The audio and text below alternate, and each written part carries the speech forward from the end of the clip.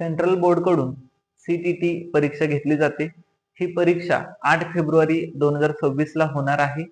यासाठी ऑनलाईन अर्ज करण्यासाठी आपल्याला 18 डिसेंबर पर्यंत मुदत देण्यात आली होती, पण 17 आणि 18 या 2 तारखेला सर्व्हरच्या प्रॉब्लेममुळे काही जणांचे अर्ज फायनल सबमिट करायचे राहून गेलेत किंवा त्यांचं पेमेंट झालेलं नाही, पण त्यांनी दिलेल्या मुदतीमध्ये रजिस्ट्रेशन केलेलं आहे। आता ती मुदत कधी दिली होती ते आधी आपण पाहूयात।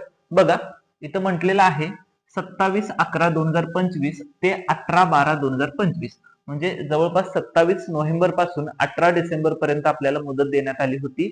या टाइम पिरियड मध्ये ज्यांनी रजिस्ट्रेशन केलेलं आहे पण त्यांचं पेमेंट झालेलं नाही किंवा त्यांचा फॉर्म अपूर्ण राहिलेला आहे, अशा उमेदवारांसाठी सेंट्रल बोर्डने एक संधी उपलब्ध करून दिलेली आहे।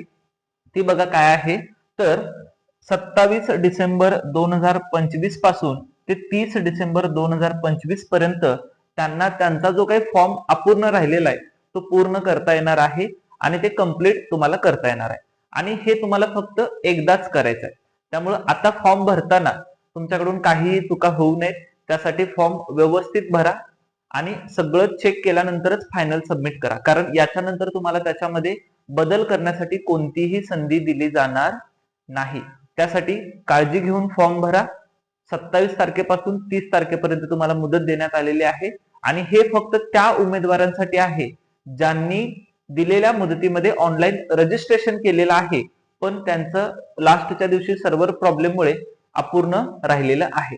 नवीन उमेदवार जर रजिस्ट्रेशन करणार असतील तर त्यांच्यासाठी ही संधी नाही, त्यांना डायरेक्ट पुढची जेव्हा एक्झाम येईल तेव्हाच रजिस्ट्रेशन करून एक्झाम द्यावी लागेल। धन्यवाद।